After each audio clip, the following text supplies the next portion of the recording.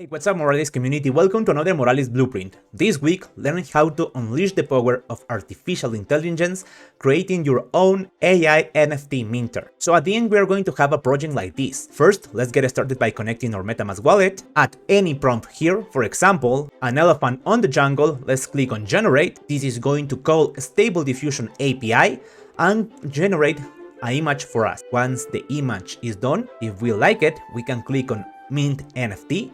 This is going to upload the image to IPFS and also create a new token URI and then trigger a MetaMask transaction to mint a new NFT out of this. We can confirm this transaction, and once this transaction finishes, we can go back to the page, click on My NFTs, and we are going to have all the information of all the NFTs this wallet has. On this project, we are going to use Stable Diffusion, React as the frontend, a backend built on Python using Flask, and of course, several Moralis endpoints. So if you want to learn how to accomplish this, keep watching because we are just getting started.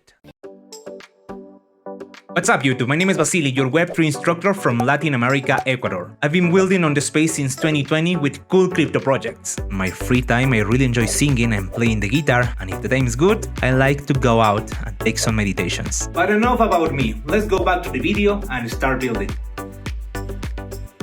So let's get started with this project. First, please go to the video description. There you are going to find this template project on GitHub on which you are going to have the basic template for this project, including the dependencies you must install. This blueprint is going to give you a basic version of the frontend, but the buttons does not do anything for now, just the basic navigation.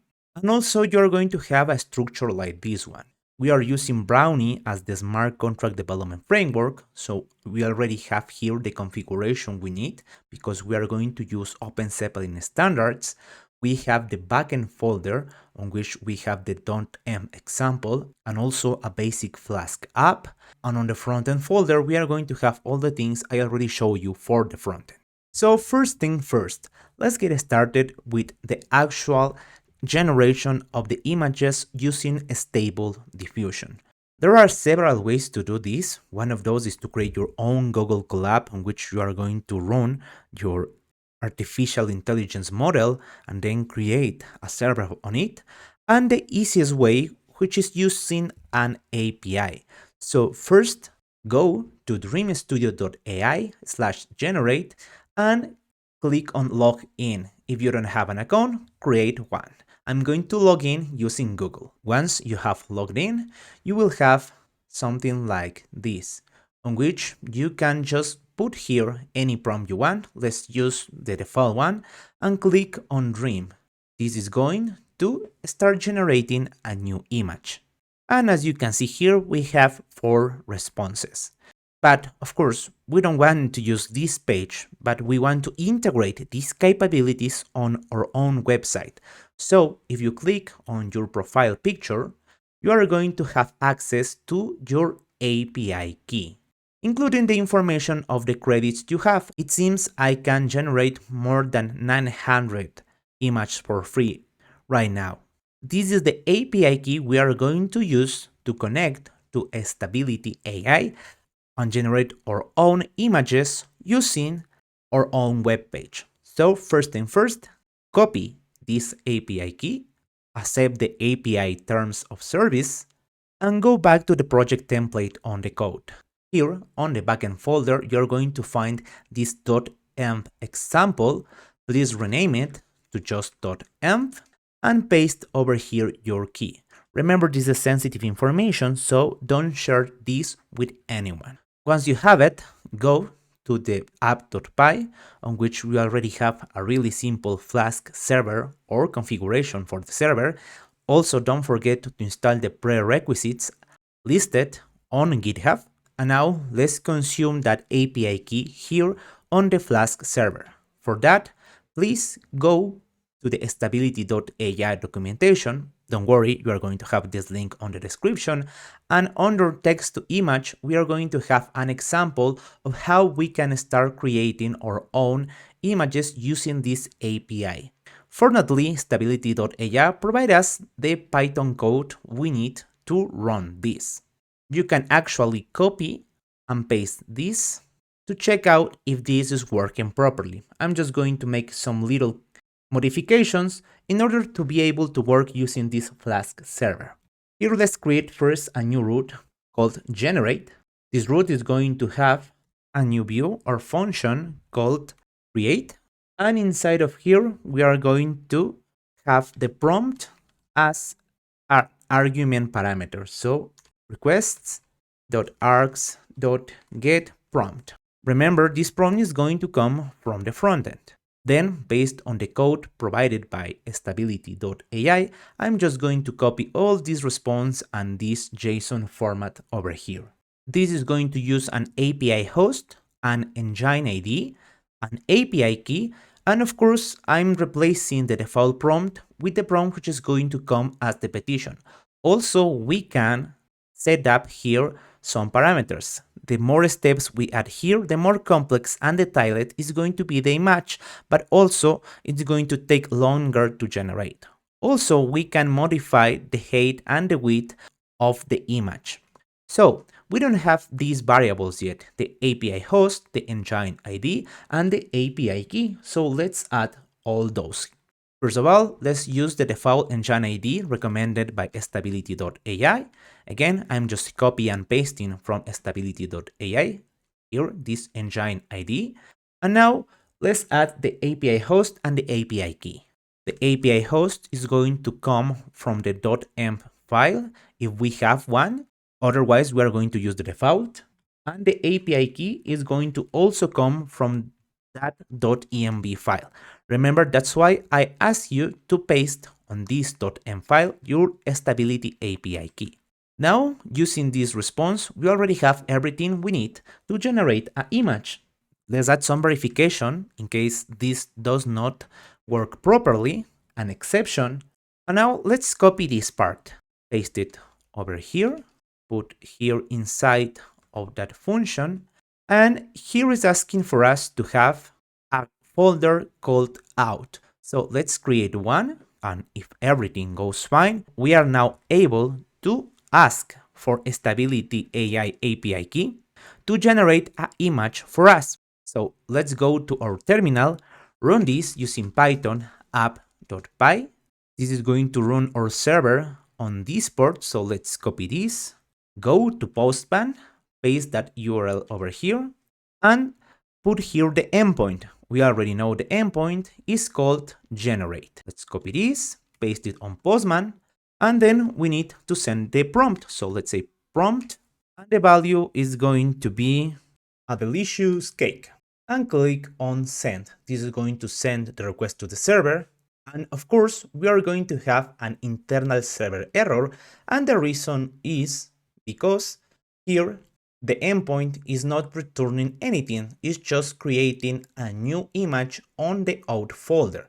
But if we click here, we now see that the actual image is generated. So we know this is working properly. So instead of just creating a new image inside of this out folder, let's replace this and actually return the image. The image is going to come as a base64 string. So let's say image base64 equals to data artifacts 0 base64, and then return this into the frontend as a JSONify element using, of course, Flask JSONify. With that, we have the endpoint on our Flask server ready to start working. If we want to test this out again on Postman, just don't forget to restart the server, then go back to Postman, send again the request, and this is going to return a really big string of the image. This string again is a base64 image that we as humans cannot understand, but the frontend is going to be able to take this and show it as an actual image. So this is working properly. Of course, we will want to send the prompt from the frontend and generate the image using this generate button. So let's start modifying the frontend component in order to be able to do this. let's go to the image generator.js inside of the template project, and here we are going to create a new function which is going to connect to that endpoint. So after the variables, let's say const generate image. This is going to be an asynchronous function. First, let's be sure that we have an actual prompt and the prompt is not empty. So using a if prompt.trim equals to an empty string, we are going to send over an alert stating that the prompt mustn't be empty. Then we are going to set this variable set is loading to true. This is a state variable we are going to use in order to prevent the user to click the generate image twice, as we should wait until the API give us a response. Now let's add a try catch statement. So let's say try, a catch over here, and also a finally, which is going to return that set is loading to false. Inside of the try statement, we are going to use Axios to connect to that endpoint. So const response equals await axios.post. We are going to send over the URL. So HTTP on this server to the endpoint generate, and the prompt is going to be the encode URI component from the prompt. Remember, if you are using the template component, this prompt is going to automatically come from this, because if we check out the code, this input has the value of prompt. Once we connect to this endpoint, let's use the function setImage to the data.image png base 64 and the information of the image. We are just subtracting the actual image from the response, this response. And now we are going to set the variable set is generated to true. Finally, on this component, the only thing we have left is to take this generate image function, go to the button, which for now it's empty, and replace this to the generate image functionality.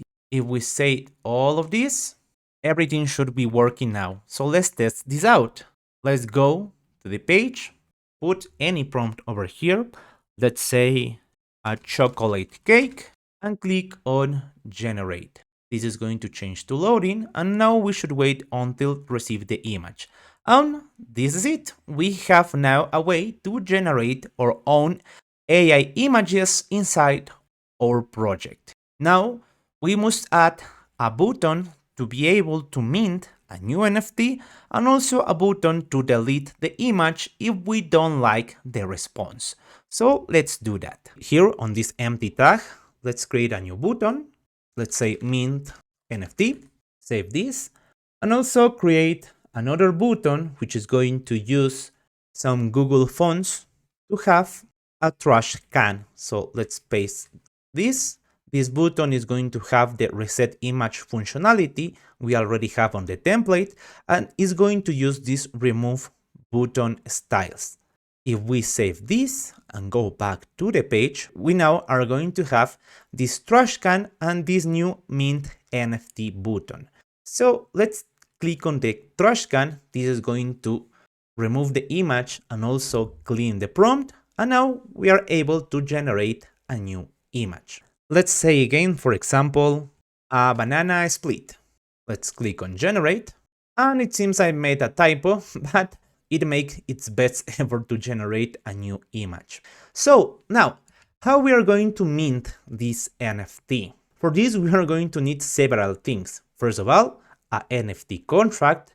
Second, a way to send this image to IPFS and also create a token URI. Then interact with the NFT contract to mint that new NFT.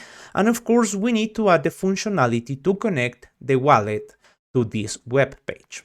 So let's get started with the actual NFT contract. On the project template, you're going to find this empty contract called AI NFTs, which for now doesn't have any lines of code. On this step, I'm going to go actually faster because we are just going to use standard OpenZeppelin libraries to create this smart contract. If you want to do the same, please go to wizard.openzeppelin.com, and here you are going to find a way to create and generate the code for a standard NFT contract, in this case ERC-721, and you can add here the functionalities you need, such as make the contract mintable, burnable, enumerable, your storage, and all the things you may need.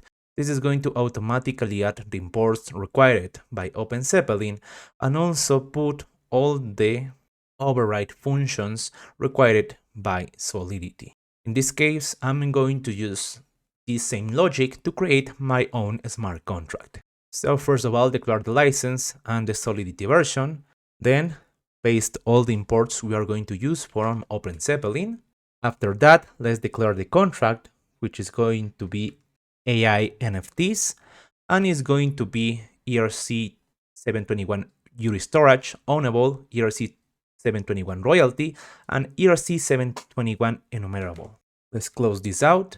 And now the compiler is complaining with me because we have to add the overrides and also the constructor for this. And as I already told you, I'm going to go through this process really fast because you can just copy and paste from OpenZeppelin or just use it as reference to understand what I'm doing right now. First, I'm going to create a new counter to know the number of NFTs minted on this contract. Then I'm going to set up the counters.counter to a new variable called token IDs. I'm going to create an event just as good practice each time a new NFT is minted, and I'm going to add here the constructor. The constructor is going to be ERC-721. The NFT contract is going to be AI NFTs, and this is going to be the token initials. Then I'm going to just copy and paste the required overrides by Solidity over here. And this is it. The compiler is not mad at me anymore. Finally, I need to add a function to be able to mint new NFTs, so I'm going to say this time manually, function mint AI NFT. It's going to receive a string memory token URI. This is going to be a public function and it's going to return a uint 256. Inside of here, let's just add some basic stuff. So first of all, I'm going to get the token ID based on the token IDs I just used using these counters. I'm going to mint a new NFT. I'm going to set the token URI for that NFT using the token URI I'm going to send as parameter. Then I'm going to emit a function. We are not going to use this on this project, but again, just as a good practice, I'm going to increment the counter of the token IDs, and I'm going to also return the new token ID. And as easy as that, we already have everything we need for this smart contract. Now we need to deploy this into a live network, and for that, the project already has configured the imports and dependencies from OpenZeppelin and the Sepolia network set it up. And now here on the .env file example, we need to rename this again to just .env. Here you must provide your private key from your wallet, the Etherscan token if you want to verify your smart contract. This is optional, and also a Web3 Infura project ID, which is going to be the node you are going to use to deploy this. Again, remember all this information is sensitive, so please do not share this with anyone. I'm just going to copy and paste my keys here. And once this is done, we are ready to deploy our smart contract. So I'm going to go to my terminal, stop for now my backend server, go back to the main folder. First, let's compile the contract with Brownie compile, and now we can deploy. I'm using on today's tutorial the Sepolia network, which doesn't come integrated by default on Brownie, so don't forget to also add that. If you don't have the Sepolia network or you don't know how to integrate it directly to Brownie, you can always use another network such as Guardi, which comes integrated by default on Brownie. So I'm going to say Brownie run scripts deploy nfts.py on the network Sepolia. And of course, the template project already have a mini script here called deploy NFTs, which is going to import that AI NFTs contract and just deploy it to the current network. Also, I have a helper here called getAccount, which is going to select the proper account depending on the context. If we are on a development network, it's going to use a Ganache account, but as we are using a live network, it's going to take that from the .env. So I can go back to the terminal, hit enter here, and this is going to deploy the smart contract. As Sefolia is based on proof of stake, this process should be quick. Once the process is done, we are going to have the contract address. Now, with this, we have the smart contract deployed on a live network, so we can start minting new NFTs. In order to interact with any smart contract on the frontend, we always are going to need three things: the contract address, a contract API, which lives on the build folder right over here, and also a signer, which in this case is going to come from MetaMask. So you are going to find another script on the script folder called update frontend. This is going to send the deployment information, including the map.json, which has the information of the contract addresses, to the frontend folder. So then we can use that information to interact with the smart contract. So of course we need to say here, brownie run scripts update frontend for the Sefolia network. If we click enter, then here on the frontend folder, we are going to have a new folder called chain info inside of SRC with all that information we are going to use to interact with this NFT contract from the frontend. So first step completed, have a NFT contract to mint the NFTs. Now, it's a really bad practice to save the images on the blockchain because they are too heavy. The most common practice is to use something like IPFS to upload the images and then create a token URI connected to IPFS and use it on the NFTs. So let's do that step. And for this step, we are going, of course, to use Moralis, the best and fastest API to get information out of the blockchain. So if you don't have a Moralis account yet, this is the part of the video for you to hit pause, go to moralis.io and create your free account. Here, on your admin panel, is going to be your free API key. This API key is great for testing purposes or small projects, but if you're working with a big NFT collection or marketplace, step up your blockchain game with Moralis Pro. With twice the computing power and more requests, you can handle even the most demanding projects. Plus, enjoy unlimited daily records on your streams with automatic retries for a seamless experience.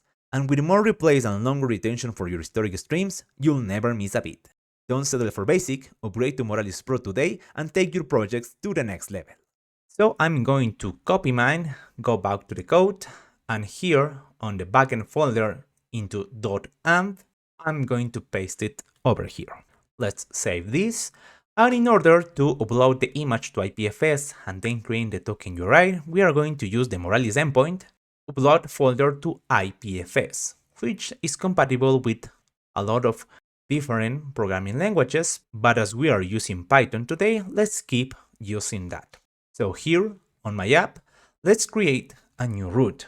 This route is going to be called upload to IPFS, a new function called upload to IPFS.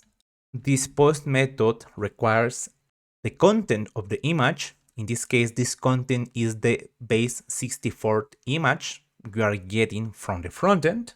And then we can set up the body. So let's take the body, paste it over here. And the body is going to create a new path, in this case, Moralis, new nft.png.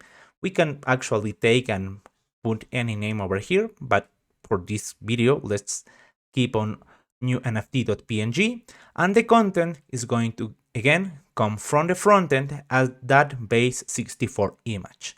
Then we are going to call the endpoint result is going to be equal to EVM API IPFS upload folder, and here we need to provide the Moralis API key, the one we just set it up on the .env file. So here I'm going to say Moralis API key is going to be equal to Moralis to os.getM Moralis API key.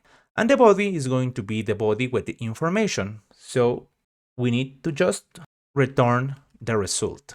This is going to return a IPFS URL containing the image. And now, using the same endpoint upload folder, we can also create the token URI. So I'm going to create another route called upload URI over here with a new method called upload URI. Here, I'm going to use the image as input. Again, this image is actually going to come as the result of this route. So this is going to return us the URL for the image, and this URL is the one we are going to use here again for the token URI. And here, instead of the content being just the image on base 64, the content is going to actually include the metadata for that NFT. On this video, we are going to use the same name and the same description for all the NFTs, but remember, you can create any NFT with different token URIs using any description, any name you want. The image is going to be the image we are going to get as parameter, and we're just going to add one attribute, which is going to say which is the version of Stable Diffusion we are using to generate that image. Then, as we did before, we need to declare a body. So the body is going to be equal to a path, the metadata.json. Again, here we are setting up the path as a new image, and here we are declaring the path as metadata.json. And the content is going to be, again, all these attributes, but encoded into base 64.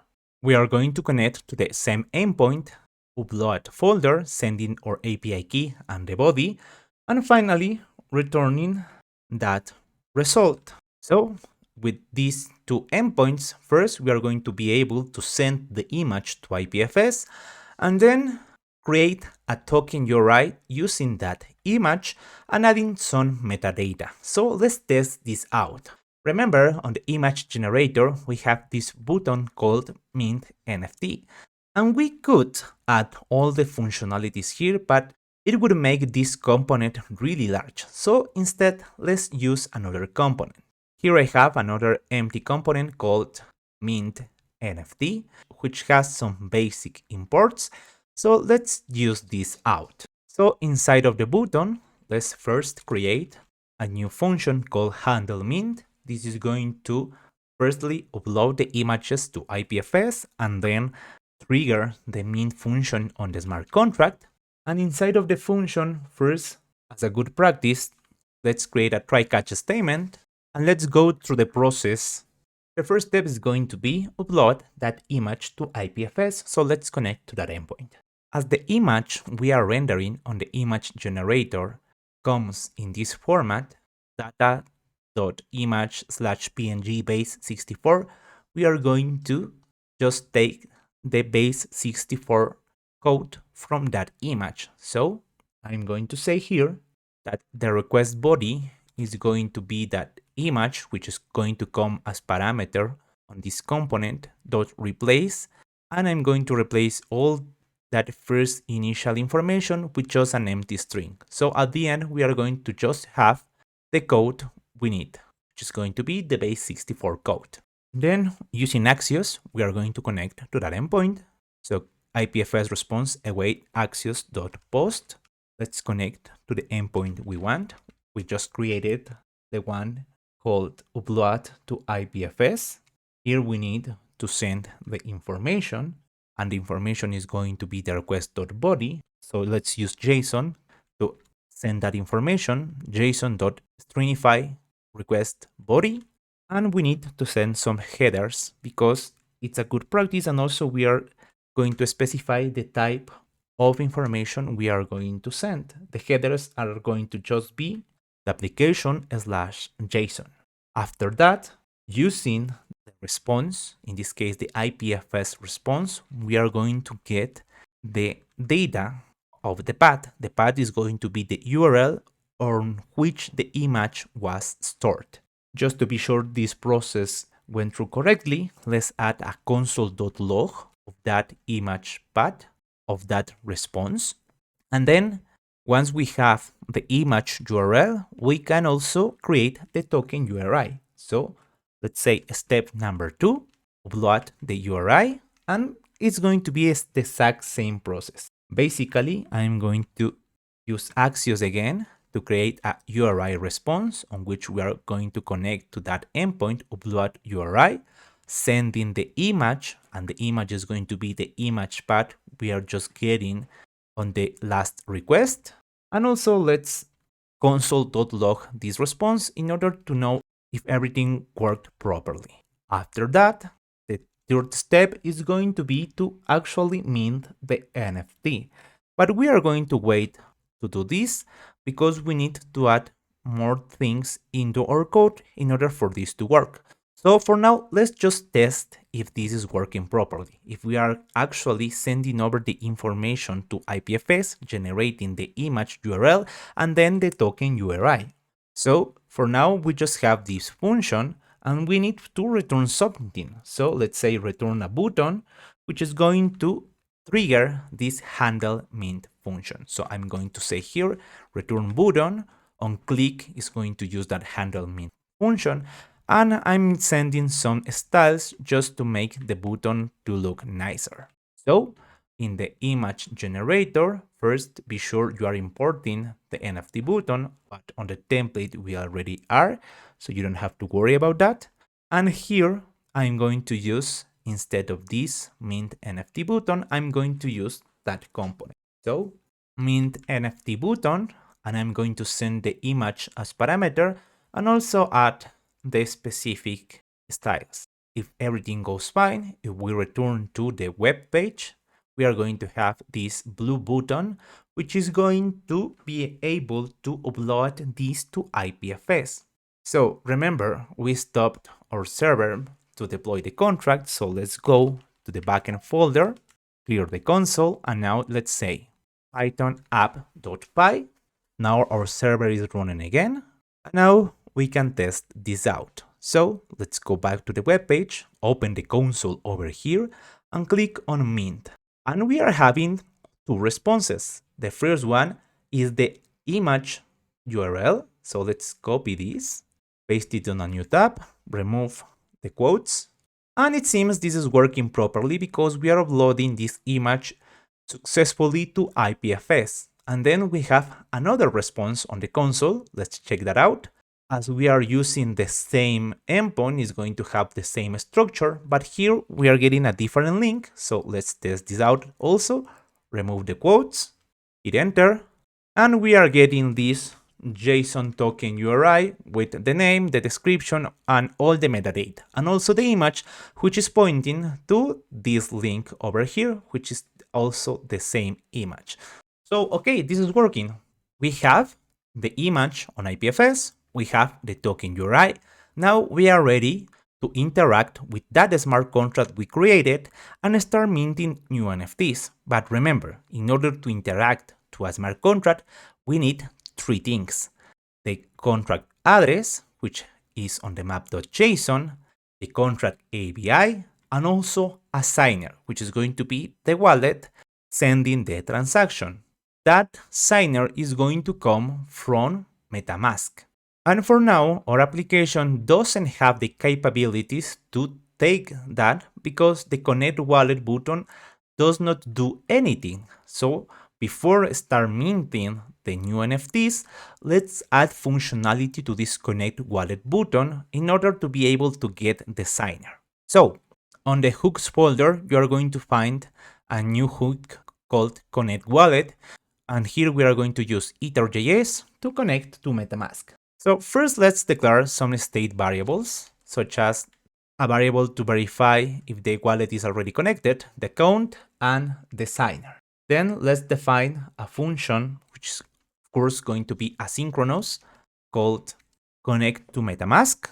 Here we need to add a try catch statement. As you can see here, the autocompletion is good enough to understand what I want to do, but just to explain how this is working, let's do it manually. So try and catch, and inside of the try statement, first we need to declare the provider, which is going to be the Web3 provider. This is going to be equal to new ethers provider, Web3 provider.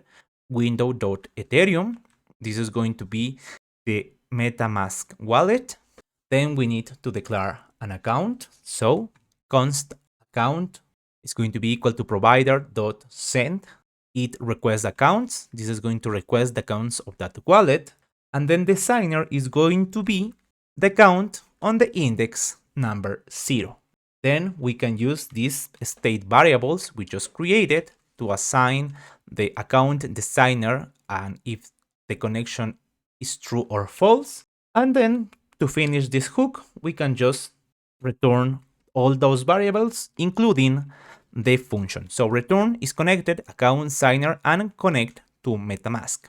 Now, as this is going to be used here on the header of the application, but we need to trigger the function on the body, we are going to send and use this trigger on the parent component app.js and send that information both to the header here on the connect wallet button and also to the image generator to be able to get the signer. So let's add that. First, let's import that hook. Import use MetaMask state from hooks connect wallet. Declare the variables from the hook just after the function declaration, and then use that on the components we want. So I'm sending that information to the connect wallet button and also to the image generator. We also have another component called my NFTs on which I'm going to send the account, and this is the last component we are going to work with.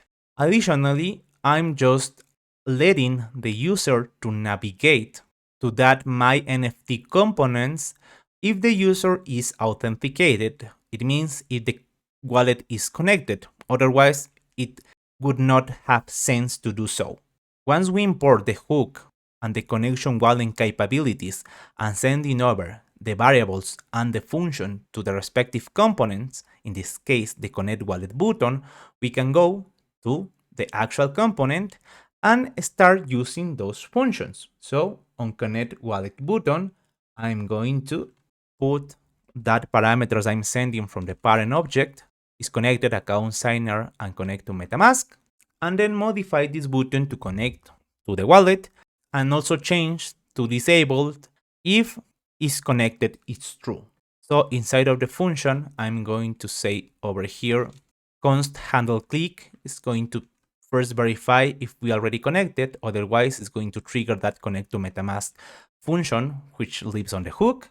Then I'm going to declare a new variable called shorten account, because if we get all the account, it's going to set up the whole wallet address, and just to make it look nicer, we're just getting the first 6 digits. And then I'm going to change this button depending on the context of the is connected variable. So I'm going to check if the wallet is connected. If so, I'm going to just show the wallet address, but on a short format. And if it's not connected, then I'm going to use that handle click functionality to connect the wallet. If I save this and go back to the web page, let's reload this, click on connect wallet. This is going to trigger MetaMask. Let's click next and connect. Once it's connected, this variable over here called signer and account will be assigned. And with that, we already have all we need to interact with the smart contract, the contract API, the contract address, and a signer. So let's go back again to that mint NFT button over here, the function, and let's set up the functionality for the step 3, mint the NFT. But first, let's remember how this contract works. Again, it's a pretty standard ERC 721 contract, and the mint functionality takes as parameter the token URI. And as you already know, we already are getting that token URI here on the step number 2. So I'm going to say const token URI is going to be equal to the URI response.data. Then we can add the functionality to mint the new NFT, but again, it would make this component too large. So instead, I have another hook here called mint NFT, and let's add that functionality over here. So let's first import the contract address and the contract API. These are going to come from the deployments map.json and the contract AI NFTs.json. Remember, we are getting that on the chain info folder, which got here because we have this script on Python to update the content of the frontend folder. And here inside of deployments, we have the map.json, which has all the addresses of the deployed contracts. And here on contracts, we also have the contract API we need to interact with. So with that, we can say the contract is going to be equal to the contract address. Here we are setting up the chain ID. This is the chain ID for the Cephalonia network. And we are getting the AI NFTs on the index 0. The index 0 means that we are just getting the latest implementation. In this case, we just have one deployment, so we are getting this address to interact with. Then we need to declare the API. The API is going to be equal to the contract API we just imported, .api.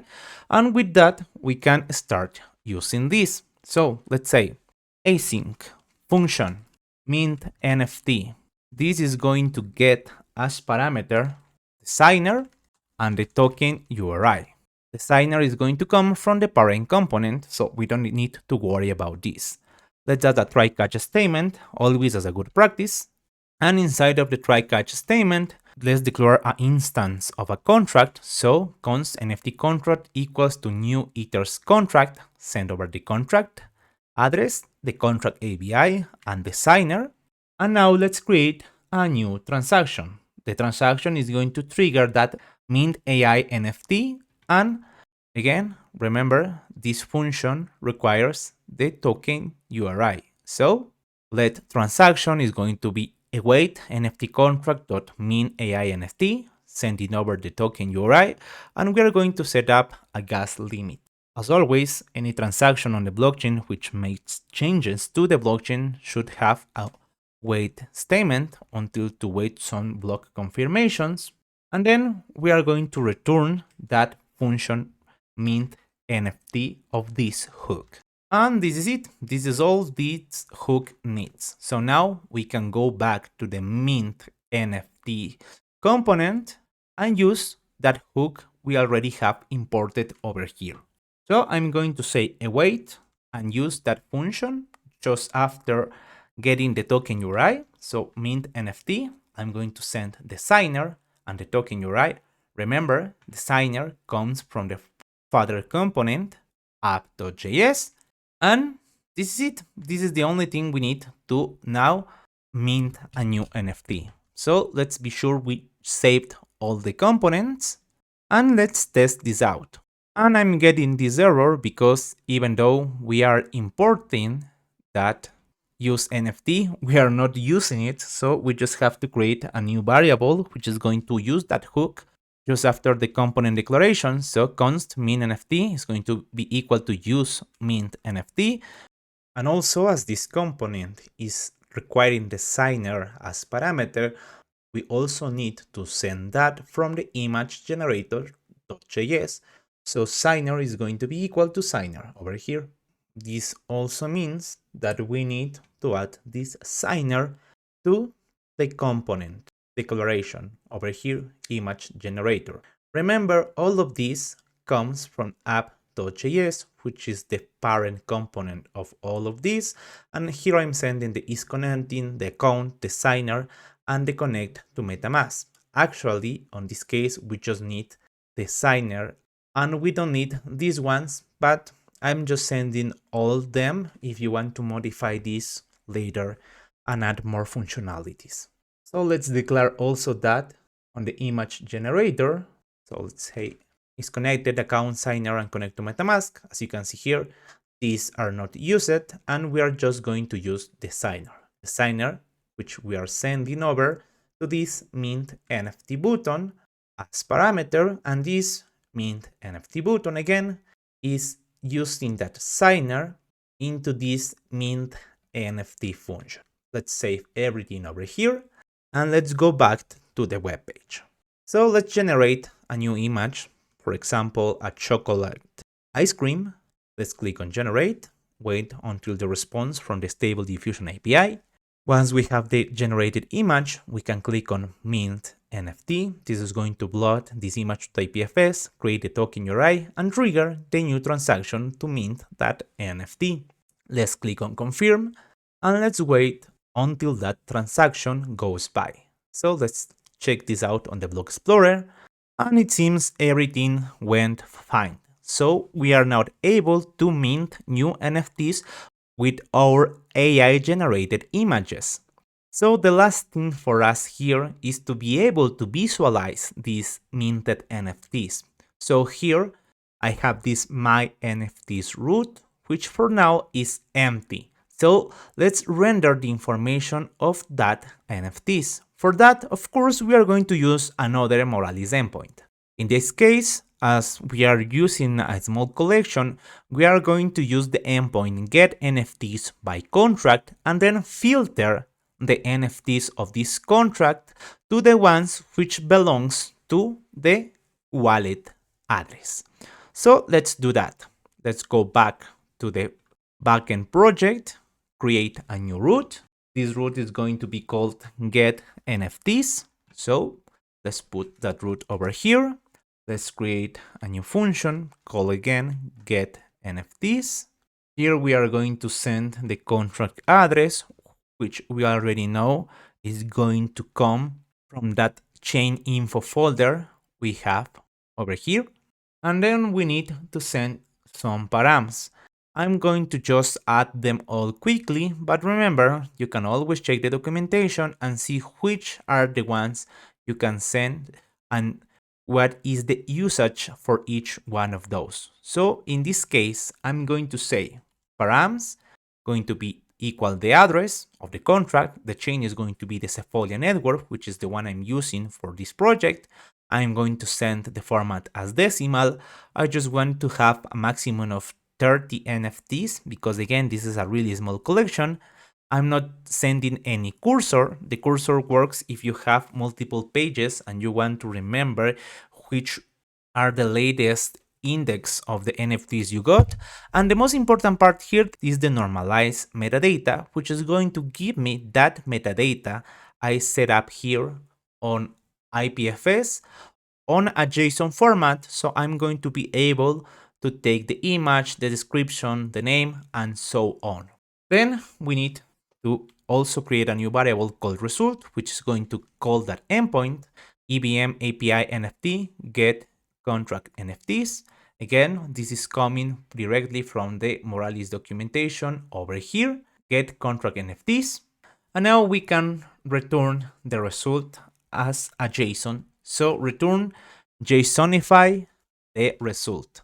And as easy as that, we have another endpoint which we can use to get the information of the NFTs. In order to test this out, let's just restart the Python server. And now we can use this on the front. Here I have this component called my NFTs. And now let's connect to that endpoint. So first, let's get the contract address as we did on the other component. The contract address is going to come from chain info deployments map.json. Let's declare the contract inside of here. So contract equal to contract address, the chain ID for the Sepolia network, in this case is this one, and the name of the contract, the index 0 to guess the latest deployment. Then let's declare another variable called NFTs, which we are going to use to render all the NFTs. And then let's create a use effect. This use effect is going to be triggered each time we render this component. So use effect, and inside of that use effect, we are going to use Axios to connect to that endpoint. So let's say async function fetch data is going to connect to that endpoint we just created. We are going to send the contract address as parameter, we just declared it, and we are going to also have a console.log of the information just for our purpose, and we are going to set the NFTs variable because we want to use that to render a card out of each one of these elements. So just after declaring the function, as we are using this on a use effect, which is going to be executed each time we render this component, let's just use that function right away.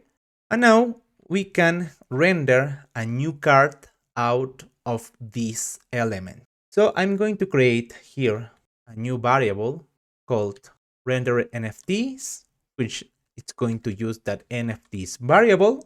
And we need to map through all the response. So I'm going to say object.values nfts.map, and inside of this map, let's do something. The important part here is to verify if the nft.minter address is equal to the account, and the account is the one we are sending over as constructor parameter for this component.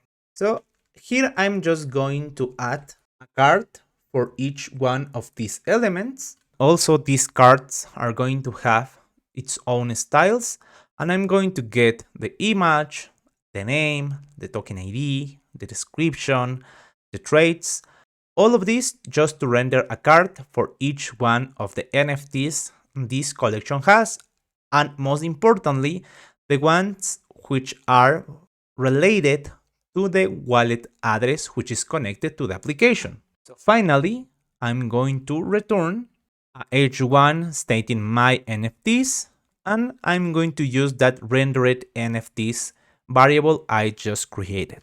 Let's save this, go back to the page, click on my NFTs, and as you can see here, we are getting that chocolate ice cream we just minted. Let's repeat the process to see if this is working properly. So let's go back to the main page. Let's say candy cake to say something. Let's click on generate, wait until the stable diffusion API to work. We have the image. Let's click on mint. Again, this is going to blow the image to IPFS, create the token URI, and trigger that function to mint. Let's click on confirm. We must just wait until this transaction goes by on the blockchain. And once this is done, we can go back to the project, click on my NFTs, and now we must have the information of the first NFT we just minted and the new one we created just now. And again, these two NFTs has the same name and the same description and the same attributes, because just for showcasing purposes, remember, here I'm using the same ones for the token URI, but you can personalize this to have different token URIs for each one of the NFTs. That was it for this blueprint. Now we know how to have our own prompt to generate images using artificial intelligence with stable diffusion, and we can take those generated images, such as for example a bakery store, and mint a new NFT out of these images. If we don't like this, we can just delete it and use another prompt. That was it for this week blueprint. I hope you enjoyed it. Remember, you have both the final project and the template project on the description, so you can just follow up. Thanks for watching till the end, and see you on the next occasion.